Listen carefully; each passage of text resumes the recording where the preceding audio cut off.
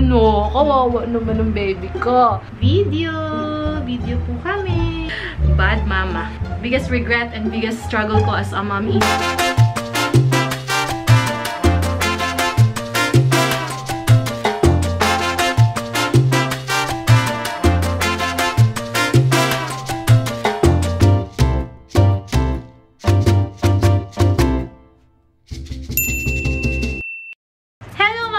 welcome back to my channel, and today we're doing a 15-month update for baby River. Okay. So 15-month-old na siya. He is officially a toddler. And sorry ulit at matagal ang ating update. Hindi siya naging monthly, naging every once in a while siya. But we're trying our best to do this a monthly thing now. So ngayon, start ulit tayo sa 15th month. So ito yung masasabi ko kay River na ngayon he is 15 months old. Okay, so makulit na siya as you can see. He cannot sit on one place for a long time. So ngayon naglalaro siya ng ibang gamit dito habang tayo ay nakikipag-usap sa camera. Okay, ito yung masasabi ko. Sa eating niya, 3 beses siya kumakain sa isang araw, 2 snacks. 2 snacks, okay? O, ayan o. Ayan. 2 snacks. At nagmimimi pa rin siya sa akin, but we're trying to lutas na him. We're trying to win him na hindi na siya magmimi kasi nahihirapan na siya matulog sa gabi, hindi siya dire-diretso natutulog. So yun, we're all sleep deprived because of him. So ayun, sa sleeping naman niya, 2 beses pa rin siya natutulog, isa sa umaga, isa sa hapon, maya-maya antok na to. At yung sleep niya, hindi pa rin talaga siya umaabot ng 12 hours. So, mga 9 hours lang yung sleep niya maximum. 8 hours to 9 hours. Hindi pa siya marunong matulog na. Ay, sorry. Dire-diretso. Bad mama. We're trying to night wean him, meaning pag gabi hindi nga ako katabi para matuto siya matulog ng dire-diretso at hindi naghahanap ng mimi. Bath time naman, hindi na kami gumagamit ng bathtub niya. Nakatayo na siya habang nililiguan sa shower. Nakatayo na siya at nakakapit siya sa mga paa namin. So, pag naliligo siya, basa din kami. Yun ang nangyayari ngayon sa edad niya. Sa pagtatayo naman, paglalakad, magaling na siya maglakad. Hindi pa siya tumatakbo at tumatalon. Pero, meron na siya yung fast walk. Kaya na niya yung mag-fast walk, yung naghahabol-habulan na type. Sa teeth naman niya, anak, pakita mo yung teeth mo. Show your teeth. Say, ah! Ayan, nakikita nyo, meron siyang teeth. 4 yan sa taas. Merong 4 sa baba, ay 3 sa baba, naka-fuse yung isa niyang teeth. Tapos, meron siyang erupting na 4 na molars at the same time. Oh no, kawawa naman ng baby ko. Erupting ang kanyang molars. 4 yun, sabay-sabay. Kakapacheck lang namin sa dentist.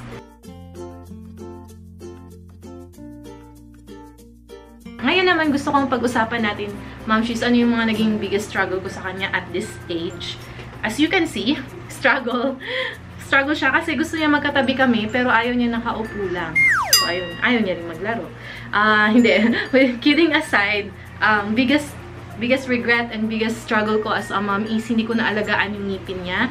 Ngayon, yung ngipin niya sa front, meron na siyang butas. At first, parang nagkaroon lang siya ng parang white film sa taas. At yun na yung time na na-prompt kami pumunta sa dentist. Yun yung first check-up namin sa dentist and binigyan niya kami ng mga gamot for it kasi nga daw naging brittle na yung ngipin ni River. Kasi hindi ako religious, honestly, hindi ako religious mag-brush ng teeth niya nung kaka-erupt pa lang. I thought it's okay lang. Kunwari, nilinis-linis lang namin yung silicone na, na panglinis. And then, nung nagka-toothbrush din siya, siya lang yung nagbabrush ng sarili niyang teeth kasi ayaw niya na kami yung nagbabrush. So, hinahayaan lang namin siya and naging biggest regret ko yon. Kasi ngayon, nasira yung isa niyang teeth, meron ng butas sa likod. Biting, isa yun sa struggle ko. Sabi nung ibang mommies, hindi sila kinakagat ng baby nila. Pero hindi ko alam, si River, ang hilig niya akong kagatin. Kinakagat niya yung nipples ko, kinakagat niya yung kamay ko, pag nagtututbrush kami. Minsan, kinakagat niya yung legs ko o yung shoulder ko pag naglalaro-laro lang kami. So funny. Siguro nga dahil nangangati yung ngipin niya or something, tapos lumalabas yung mga teeth niya rin. At the same time, yun siguro yung naging cause nun. So, masakit siya, Ma'am She's. Sobrang sakit.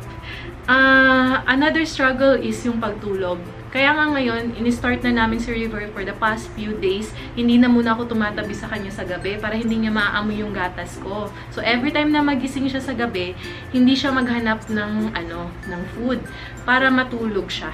Alam mo yun? Para masanay siya na matutulog siya at hindi maghanap ng food. At, yun.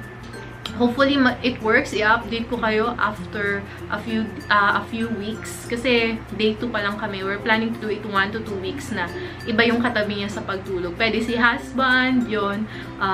If kayo lang dalawa ng husband nyo. So, in my case, pinapatulog namin siya kasama yung ibang kamag-anak namin and yung yaya niya. So, para pag sa gabi, sila yung kasama. Sabi naman, on the second day of doing it, hindi na siya naghanap ng Mimi. Natulog lang siya diretsyo.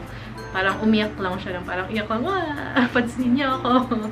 Yun lang. And then, natulog naman din siya agad. So, yun. Struggle lang talaga sa simula kasi they will cry for like 30 minutes to 1 hour na kasi sanay si River, sanay siya natutulog sa breast ko. So, ayun. I'm trying to break that habit kasi it's not good for his teeth. Isa yun sa naging reason, sabi ng dentist namin, na nag-tooth decay siya at sira na yung isa niyang ngipin. Babad siya sa milk. So, as much as I want to breastfeed him for life, the only thing na I did wrong is nagbe-breastfeed kami kahit tulog siya. Kasi parang ginagawa niya akong pacifier. So, ang nangyayari, yung ngipin niya, it's always exposed sa breast milk. So, one of the reasons na nasira yung ngipin niya. Which is so sad for me. Syempre, I have high dreams for River. I want him to be an artista, a model. Na hindi niya magagawa yun pag sira yung ngipin niya. So, yeah. Isa rin sa naging biggest phobia ko as a kid is going to the dentist nung binunutan ako ng ngipin. And I don't want River to experience yung i-injectionan siya para sa ngipin niya. And like, that was so painful. So, right now, I have resolved myself to really wipe his teeth and brush his teeth in the morning and at night. And ngayon, papakita ko sa inyo sa other video ko, sa monthly favorites ko, binigyan kami ng bagong tooth mousse para pampatibay ng ngipin ni River. Another struggle is he climbs up on everything. Yung rocking chair, yung cabinet, inaakyatan niya lahat. Gusto niyang umakyat talaga. So, wala naman kaming playground. So, natutuwa na lang kami every time na i-invite kami sa Kidzuna. Yun, pag na-invite kami sa Kidzuna, talagang tuwang-tuwa si River. Akyat-akyat kung saan-saan, slide-slide. Yun talaga yung ano niya. Pero it's a struggle sa bahay, lalo na if you're a stay-at-home mom. You have to deal with that kasi he might get injuries doing so. He might get electrocuted kung ano-ano kasi yung inaabot niya. So, we had a lot of padding sa bahay. Meron kaming baby-proofing.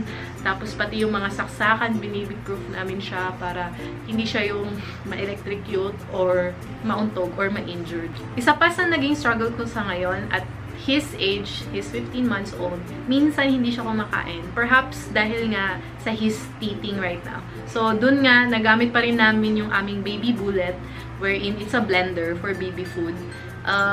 Nabiblend namin yung food niya kung ayaw niyang kainin yung maybe masakit kasi yung ngipin niya or yung pagmuya niya. So, ayun, pag na-blended na yung food, lunok na lang siya. Ayun, hindi magsasuffer yung kanyang weight, hindi siya magugutom.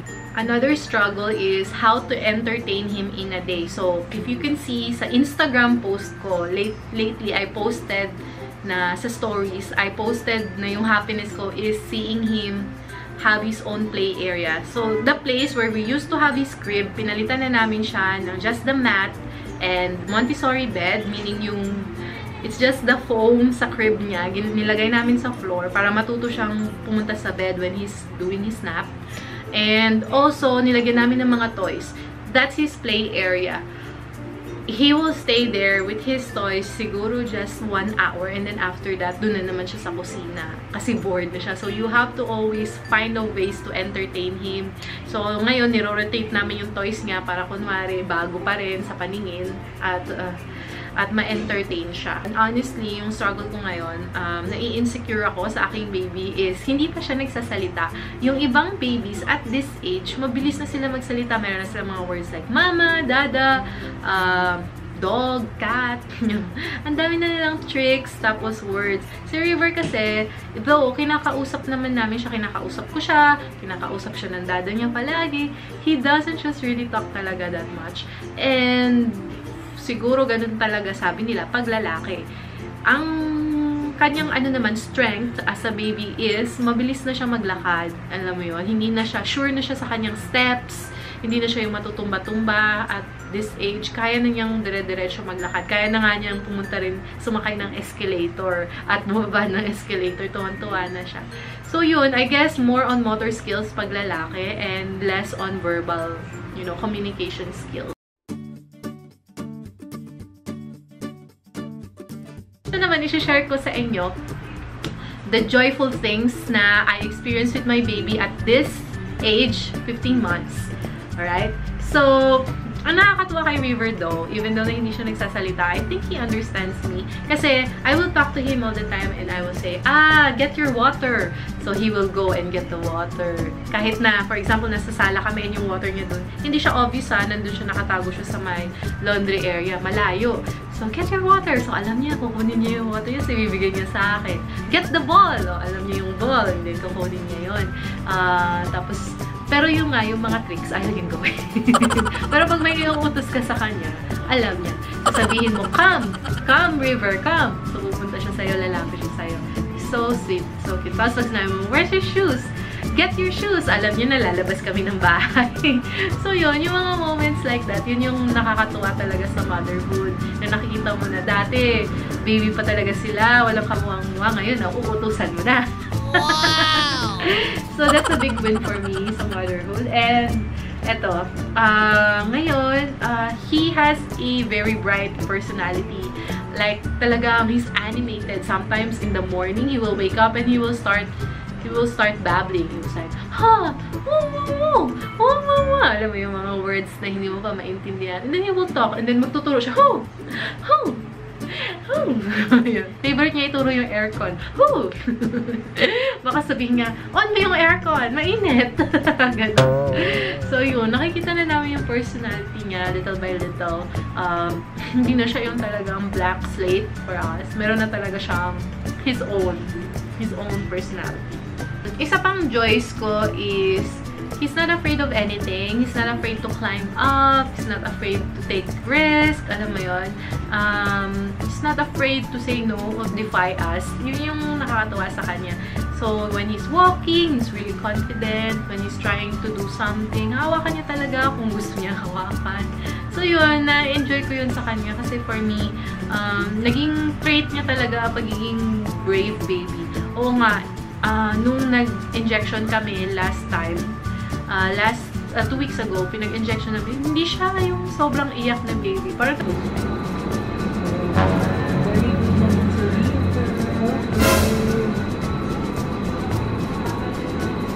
finish! Wow! Very good! No crying! Put them